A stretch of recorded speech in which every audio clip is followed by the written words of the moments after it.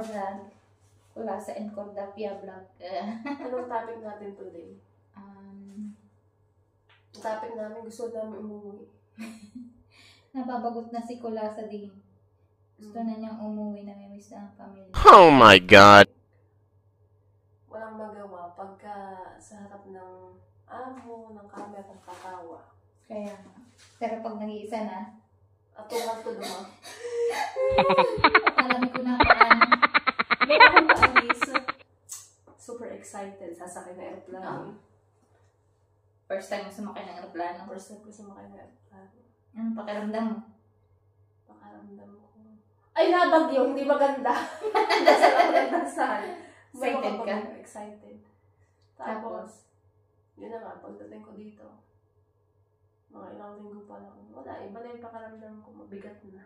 Nung unang lapag mo dito, Excited. nung nandito ka na, sa ano? Dismayado. Oh no! Pagdating, Although, hindi naman talaga kami kawawa dahil pagdating sa amo ng bag. Wala kami problema sa pagkain, sa lahat, sa gamit namin. Kaso, ang realization pa na talagang kailangan malakas ang loob ng isang OFW. kaya nga sabi nila dapat ang bao, marami kang bao na ano, na pasensya, lakas ng loob. Ano pa ba? Ngayon ko lang naranasan na nagtatrabaho ako, biglang bumabagsak ang luha. Siyang tunay. Lalo na pag kay ano, problemado. Yan, kagaya nga, naluluha na naman ako. Ang emotional ko, grabe. Tapos kung maiisip mo yung mga nangyayari sa Pinas, akala ko solusyon talaga ang pag-abroad lagi.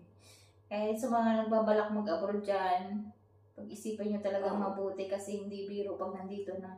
Madaling sabihin, pero pag nararanasan mo na, mahirap.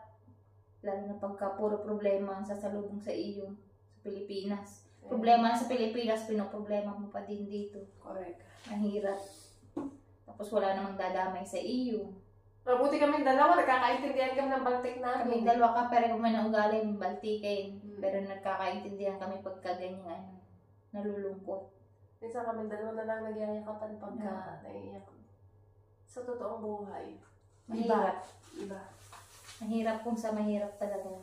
Madaling kitain yung pera. Ang dali ding ubusin. Bonus na yung mabait talaga yung amo mo. Kaya swerte kayo pagka ano ang amo nyo ay katulad ng sa amin, napakabait. Sobra. Minsan nga lang may topak pero yun ay normal na. Maya wala na. Oo, tayo nga nagkakatopak din minsan pag kami mga iniisip. Pero napakaswerte namin dito. Sobra. Libre sa lahat. Kung anong kinakain nila, kinakain namin. Paglalabas kami, Hindi katulong ang turing hindi sa kami amin dito. katulong, hindi ibang tao. Kung anong lamesa nila, Lamesa din namin. Kung ano yung kinakain nila, siya din namin kakainin.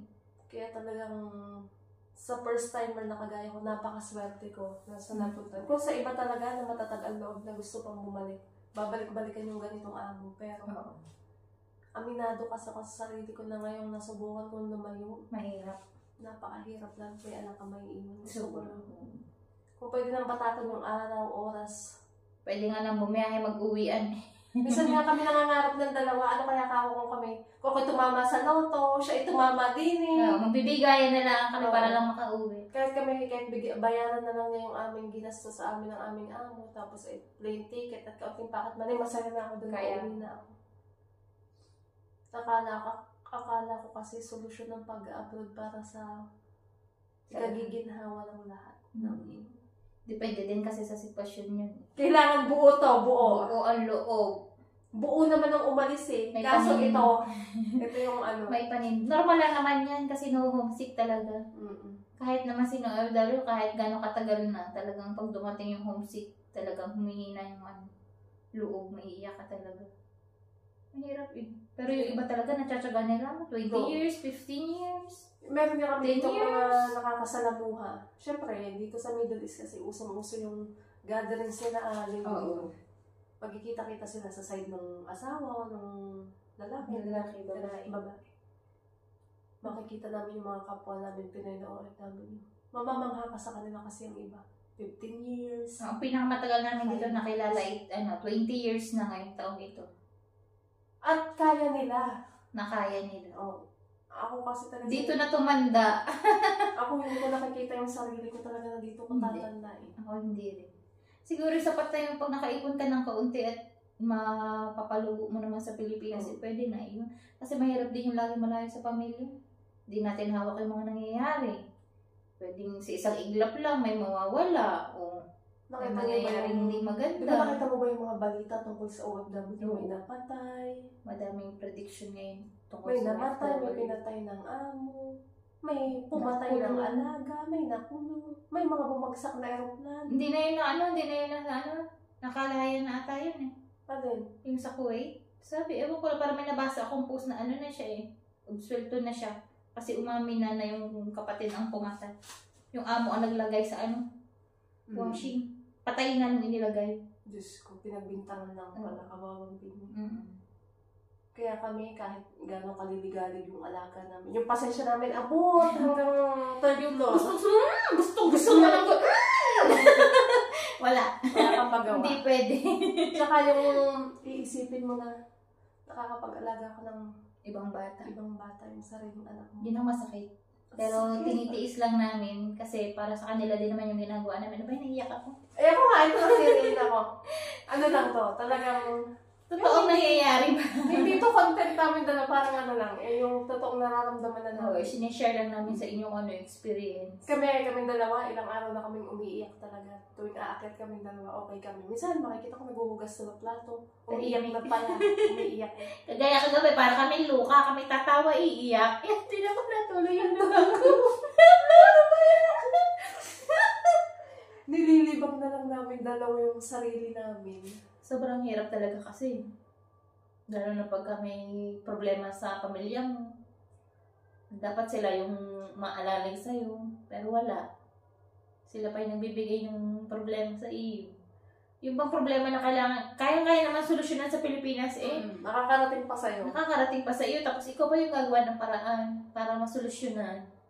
Mahirap yung ganun. Tapos, hindi nila maunawaan yung pakiramdam na minsan ka na lang tatawag, hindi pa nila masagot. Pero pag ikaw ang tinawag at hindi sila masagot, nagagalit. Sila pa yung nagagalit. Intindihin nyo kung ba't lagi mainit yung ulo namin kasi yun yung time lang namin para matawagan kayo. Tapos magkaiba pa yung oras natin. Kaya nga. Maswerte yung yung mga OFW na okay yung pamilya nila. Yung nasasandalan nila. Nasasabihan nila ng problema. Kami parehong wala eh. Kaya nga. Parehong wala. Ay, nako, naiiyak ka naman ako. Naiiyak ito eh.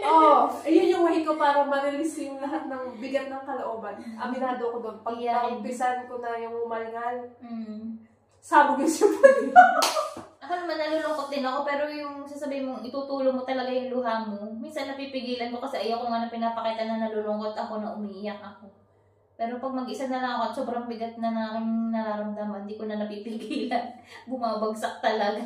Tunay yung nakita ko sa isang video ng isang vlogger na ang gaganda nila sa profile pic nila. Tunay naman, Bumigiti. Bumigiti. Pumuputi. Okay, tayo naman may pagbabago na.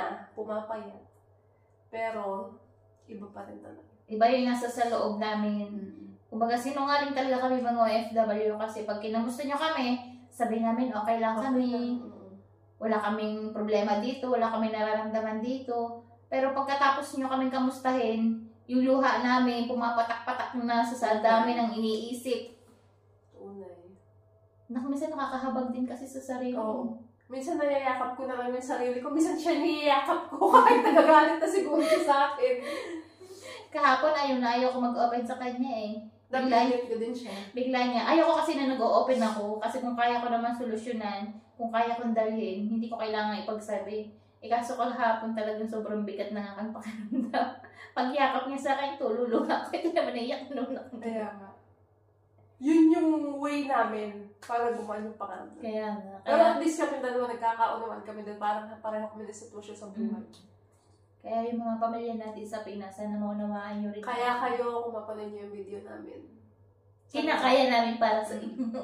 Sana, yung ibang mga anak na nasa Pinas, o yung isipin na kinalimutan kayo ng nanay nyo dahil nagpakalayo na hindi kami nagmamasarap dito. Tunay. Hindi kami lumayo para magpasarap buhay. Hindi porket lumayo kami para iwasan yung responsibilidad namin sa inyo. Hindi yun. Kaya kami nandito nagsisigap, nagsasakripisyo, para sa kinabukasan nyo din. Kaya dapat pahalagahan nyo rin kung ano yung mga binibigay namin sa inyo, kung ano yung sinasabi namin sa inyo. At saka kung ano lang yung kaya namin. Kasi kami dito, resibo lang talagang meron. Ang pante namin ay butas na! Ang bra namin ay illustrated na! Totoo lang, hindi kami nabili ng mamahalin dito. Pag sumahod kami dalawa, nakabili kami ng Spanish at sotang. Masaya na kami. Masaya na kami dalawa. Okay na kami. Yung mga kinakain namin masasarap na bigay lang yun ng amo namin. Kung hindi dahil sa amo namin, hindi kami magiging malusog. Mabibilang yung yung mga araw na nakabili lang kami ng para sa amin. Siguro kung aming ama ay malamot, sobrang papayat na namin. Hindi eh. Kami na yung nangangayaw sa pagkain sa kanila. Ang dami. Sa totoo lang, madami kami nasasayang na pagkain dito. Kasi yung ama namin nagagalit siya pag hindi namin ba tinanggap yung pagkain, hindi namin kinain, nagagalit siya. Nagtatampo. Kung sa ibang amo, papakain sa'yo yung tira-tirahan nila. Sila dito, hindi. Bago talaga. I-order ka pa niya. Tapos pag aalis siya, i-order ka nila ng pagkain kasi ayaw nila ng luluto ka pa. Luluto ka pa dahil alam nila may pinaiintindi sila sa yung bata. Ganon sila ka, hands-on na amo. Ang aming nanay at tatay dito, wala kaming masasabi. Sa sobrang bait nila. Sobra talaga. Kung iisipin, sila yung among dapat talagang babalikan. Pero sa kagaya namin mga nanay na may naiwang mga anak na maliit, 50-50. 50-50 ang desisyon. Minsan nga parang gusto mo pang hindi Ituloy. matapos yung kontrata mo. Kasi nakakapanghinayang talaga eh. Kung hindi kami babalik, tapos maisipan na namin umalis ulit, paano ko yung sa susunod eh, ano na, yung salbahe, hindi ka papakainin. Kasi maraming amo din na ganun eh. Talagang swerte yan.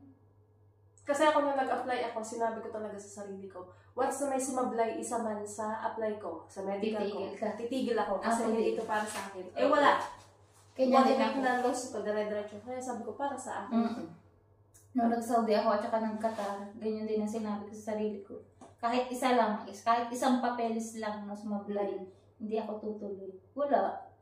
Lahat napas ako. Ang bilis lang ng process. Kaya, walang 1 month. Isang buwan lang sa akin.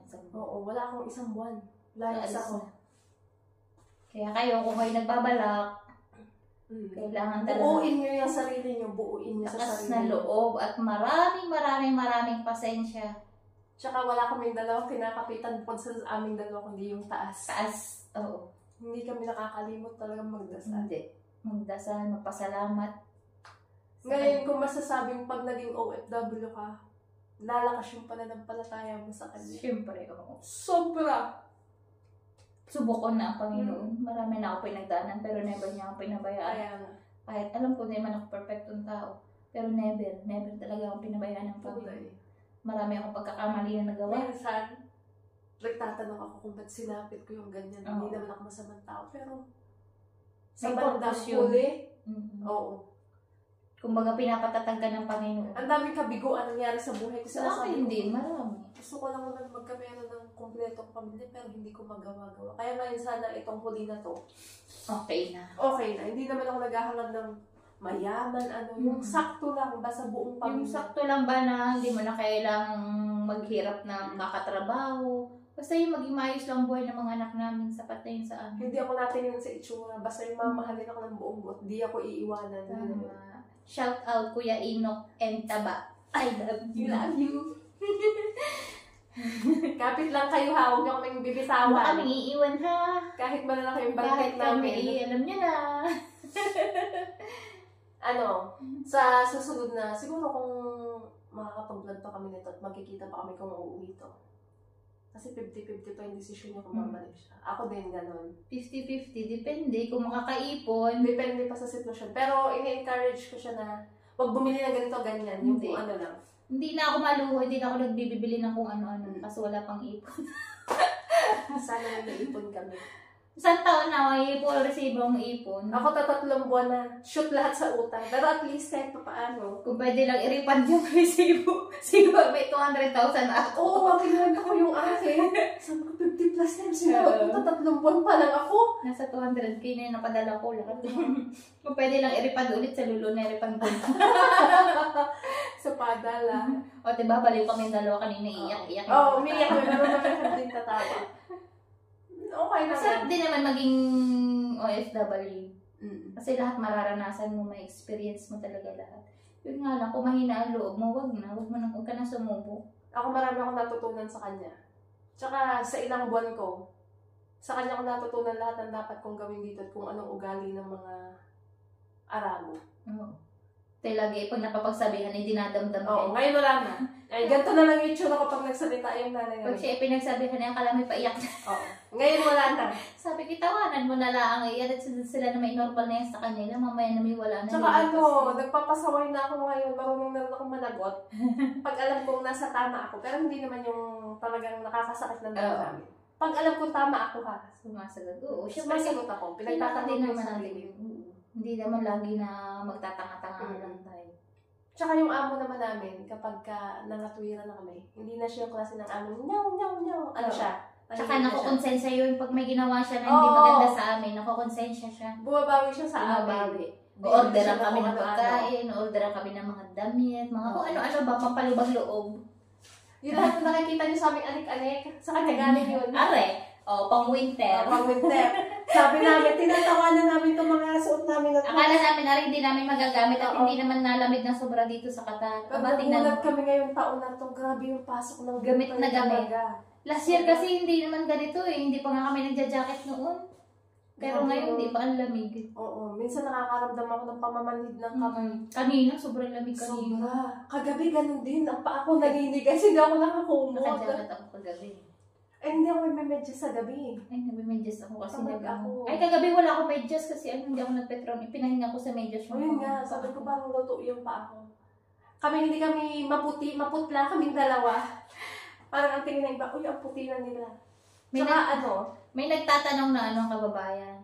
Sabi ba, ang bakit daw mga babae dito na mga lokal, mga Araba ba? Oo. Kaya daw tinatakpan nila ang kanilang ulo. Para hindi makita ang mukha. Kaya sila nagsisyela para hindi makita ang kanilang mukha. Oo. Eh, ang mga Pinay daw, bakit daw lagi nakamedyas? Ano daw bang tinatakpan sa paa? Uy, maganda na yung paa ko. Ano bang tinatakpan namin sa paa? Ay, di ano pa, ingrown. Ingrown ko rin. Hindi, yun ipanlaban lang namin kasi mahirap pag walang medyas dito kasi lakad ka na lakad, pumuputok yung paa. Lalo na pag summer, pumuputok yung mga paa dito. Tsaka nyo ba, talagang gumaganda kami dito. Kung makikita nyo yung mga ulo namin, Diyos ko, yung balakubak namin, in fairness. Pwede nang kayuri. Ganito pala pagka nag-winter dito, pati ulo mo damay. Pwede nang kayurin eh. Lahat na lang ng pakuskus na sa amin, ibinigay na ng amo namin. Pwede nang isang pinipig.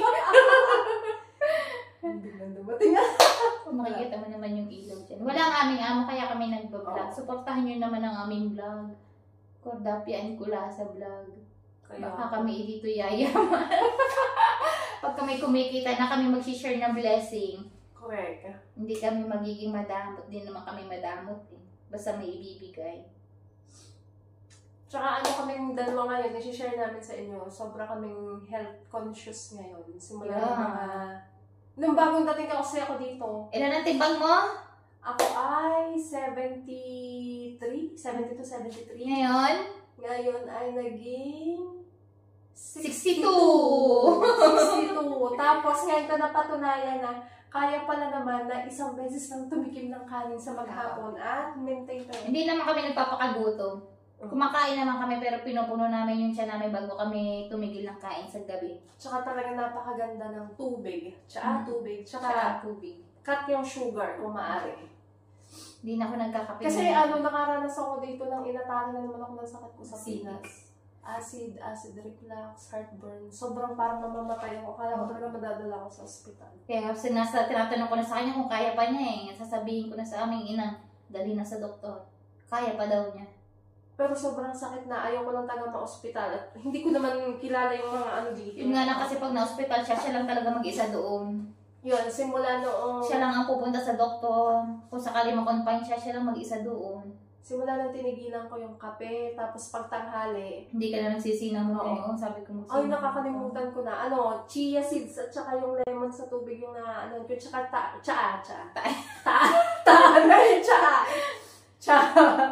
Tapos, yun nga, hindi na, pag nagsaing to ng kalahati, may natitira pa kami. Nabubusog kami sa ulam na dalawang gano'n. Mas ano na rin, pati kami yung gulay. Gulay. Lagi na kami may gulay ngayon. Pero tunay na ang Middle East ay puro manok, pero yung amo naman namin kahit paano. Hindi, alam niyo na ako nasa Saudi pa, talagang hindi ako nakakakain ng Filipino food. Talagang tinaga ko ng 2 taon yung kabsa. Tsaka laham. Yun lalagi ang pagkain doon. Masarap naman yung laham sa totoo lang. Nakakaumay din. Kaya pagdating namin ng Pinas, sa aming pamilya, pwede nyo na kaming hainan ng tulingan na sinaing. Isa sa ay bago yung gagataan. Bago pag naumay ka sa ginatan, ipiprito mo ko. Sarap. Tapos yung mga gulay na bulang lang. Tuyo. Tinapa. Itlog na maalat. Pag kami dalawa nag-uusap tungkol sa mga pagkain sa Pinas, napapatulo na lang yung laway ko at sabi ko, pwede naman kami kasi magluto dito. Yun nga lang, tinatamad kaming bumili kasi nga kami nagtitipid na. Kasi kung i-convert nyo po sa pera sa atin, ako kasi hindi pa ako nakaka-adjust sa pag-convert. Tuwing kami pupunta ng pamilihan, dalawa ko. Nagko-convert siya lagi. Ang mahal! Mahal, doble! Magkano akong kilo ng baboy dito? Kaya 1,000, wag na, mahal. 1.5 ang isang kilo dito. Kaya pa sabihin mo ba naman na 20 Qatarian, i-convert nyo po sa peso sa atin. Nasa 200 mahigit, 200 plus. Kasi ako doon, syusyunga ako. Bumili ako ng cupcake. 5 real nakalagay ito. Nakalagay 5 real. Magkano yun? Hindi ko napansin na per piece na 5 real. Ang kinuha ko po ay buong balot. Nung i-convert ko sa peso, mahigit 500 sa pera natin at sising-sisi ako. Kaya simula noon, convert pa more. Sinecheck ko lang mabuti yung items sa ko.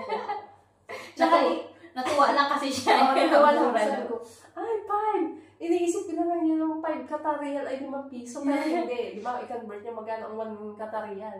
Almost 15 pesos Kaya huwag ka na mag-convert. Ganyan din ako kinu-convert ko dati. Kaya wala ako nabibili. Pero ngayon, yung awa ng Diyos. Nakabili na ako. Nakakalahati na ako ng pangkarga. Tsaka meron kami technique dalawa para sa sarili namin. Bibili lang kami ng para sa amin at kailangan pag-sale. Paghahatian pa namin. Gano'n. Ina-encourage ko siya na huwag maging maluho ngayon. Hindi na ako bili. At saka binibili ko naman ay may purpose naman para sa mga anak ko naman yung mga pinamili ko. Kaya pa-share ako sa cargo mo ha. Baka hindi na ako magpa-cargo. Baka hindi ko matapos yung kontrata. Taka, magbayad ka lang 100. Wow! Ano? Bukaw na yun? Kasi makakain mo ay kalahati eh. 200 ng isang karton. Hindi. Diba, ganito na lang yung gagawin ko. Magpapadala ako ng ibang kailangan ng anak ko. Kung kaya ko nang bumili ng alahas niya, padadala ko sa kanya. Tapos, chocolate, damit, rubber shoes. Yun lang naman yung gusto kong mabili sa kanya. Di kalahati na nga ang mga kukonsumo na. O, di, 100. 200, isang karton eh. Yung pabalot mo pa, 20. Hating-hati, grabe ang utang. Aba, syempre, wala nang libre eh. Pero alam niyo, pag kami nag-iisip dalawa ng buhay sa Pinas, minsan nasasabi ko, bumalik kaya ako kahit mag-request ako sa amo namin ng yearly ang ulo. Ako naman, 50-50 pa, pwedeng bumalik, pwedeng hindi. Pero depende rin sa sitwasyon sa Pilipinas pag-uwi. Pero alam mo, tunay talaga yung sinasabi ng iba kung sino yung mga amo mong edukado. Kasi yung mga amo namin may mga pinag-aralan. Parehas silang may trabaho. Hindi mo sila mariringgan ng panlalait sa katulong. Ayaw ng tatay namin nang nilalait kami. Kahit yung anak nila malait sa amin, nagagalit siya. Sinasawa. Dinidisiplina niya yung mga anak niya. Kahit simpleng words lang. Yun lang gugulatin ako ng panganay nila, nagagalit na yung among lalaki. Bawal daw yun. Pinagsosorry niya yung anak niya. Kahit kami naglalaro lang naman. Tsaka ramdam na namin yung tiwala nila sa amin kasi iniiwan na nila talaga sa amin yung mga anak nila. Kami na yung kasama sa maghapon. Kami na yung bahala. Pupunta sila ng may pupunta party yung amo namin. Kami magbabagay. Wala kang marinig na sa kanilang kahit na kundi. Tsaka, ang pinatutuwa ko sa kanila, kapag may pinakiusap sila, although alam naman namin na talagang obligasyon namin maglinis, pero pag may ipapakiusap silang palinisan pa, may please and thank you. Di ba? Ang sarap sa pakiramdam na ginawa mo yung trabaho mo, pero makakarinig at na-appreciate nila. Kaya sa mga, kung sakali mo hindi kami makabalik, napakaswerte ng papalit sa amin. Napakaswerte. Ayan na, tumatawag na. So, bye-bye na guys.